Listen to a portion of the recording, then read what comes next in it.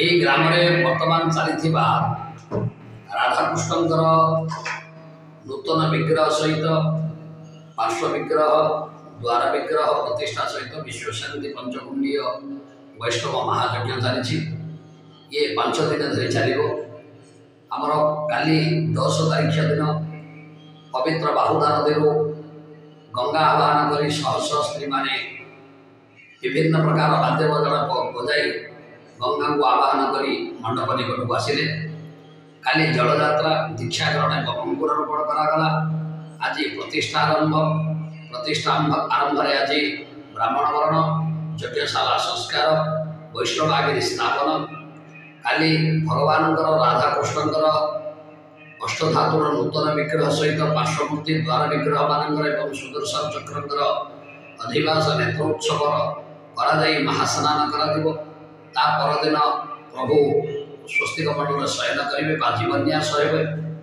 ପ୍ରତ୍ୟେକ ଦିନ ପଞ୍ଚକୁଣ୍ଡୀୟ ବୈଷ୍ଣବ ମହାଯଜ୍ଞ ଚାଲୁ ରହିବ। ଏଥିରେ 24 ପ୍ରହର ନାମଯଜ୍ଞ, ଭୂତଯଜ୍ଞ, ଅନ୍ନଯଜ୍ଞ ସହିତ ଅନ୍ୟାନ୍ୟ ସାଂସ୍କୃତିକ କାର୍ଯ୍ୟ ମଧ୍ୟ ରଖାଯାଇଛି। ଏହି ପୀଠ ହେଉଛି ବହୁ ପ୍ରାଚୀନ ପୀଠ। ମହନ୍ତମାନେ ଏ ପୀଠର ମଠାଧୀଶ ହୋଇଥିଲେ। ପରବର୍ତ୍ତୀ ସମୟରେ ବର୍ତ୍ତମାନ ଗ୍ରାମବାସୀ ତାକୁ ବୁଝାମଣା କରି ମଠ ପୁନଃ ସଂସ୍କାର କରାଯାଇ ନୂତନ ବିଗ୍ରହକୁ ସ୍ଥାପନ କରାଯାଉଛି। ମାଇଧର ପ୍ରଧାନ, ମୁଁ ରିଟାୟାର୍ଡ ଶିକ୍ଷକ। ଆଜକୁ 60 ବର୍ଷ ତଳଠୁ ଏହି ମଠଟି ଦିନାଧିକ ହିସାବରେ ପଡ଼ିଥିଲା। ଗ୍ରାମବାସୀଙ୍କର ସହଯୋଗରେ ଏହି ମଠଟିକୁ ନୂତନ ରୂପେ ପ୍ରତିଷ୍ଠା କରିବାକୁ ଯାଉଛୁ। ଗ୍ରାମବାସୀର ପ୍ରତ୍ୟେକ ଲୋକେ ଅର୍ଥ, ଶ୍ରମ ସବୁକିଛି ସାହାଯ୍ୟ କରିଛନ୍ତି। ତାହାର ଫଳରେ ଆଜି ଆମର ଏହି ମଠଗୁଡ଼ିକ ସୁନ୍ଦର ହେବାକୁ ଯାଉଛି। ତତ୍ସଙ୍ଗେ ସଙ୍ଗେ ସେହି ମନ୍ଦିରକୁ ପ୍ରତିଷ୍ଠା କରିବା ନିମନ୍ତେ ଆମ ଗ୍ରାମର ସମସ୍ତ ଲୋକ ସହଯୋଗ କରୁଛନ୍ତି। ବିଶେଷ ରୂପେ ମହିଳାମାନେ ବେଶୀ ସହଯୋଗ କରୁଛନ୍ତି।